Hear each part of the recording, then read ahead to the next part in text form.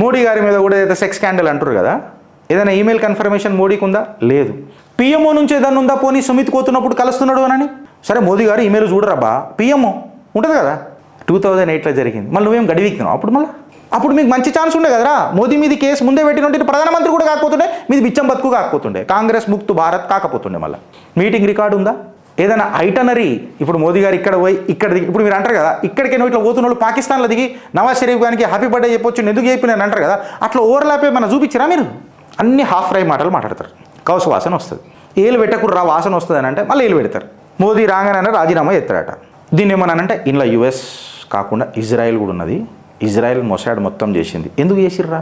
Defence cooperation కోసం చేసిండ్రు. Modi ఇంటలేడు, Israel US దోస్తు కాబట్టి ఇజ్రాయెల్ మెడలోంచనీకే భారత్ నీ మెడలోంచనీకే ఇజ్రాయెల్ యుఎస్కి సపోర్ట్ చేస్తుంది. ఏం మనుషులరా మీరు?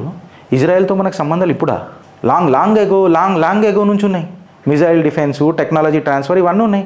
ఇవన్నీ క్యాబినెట్ అప్రూవ్డ్ ఉన్నాయి, పార్లమెంట్ అక్నాలెడ్జ్మెంట్ అయి ఉన్నాయి, పబ్లిక్ డొమైన్లు ఉన్నాయి. ఈస్టర్న్ కారిడార్ ఎందుకు పెడతారా ఇజ్రాయెల్ వాడు?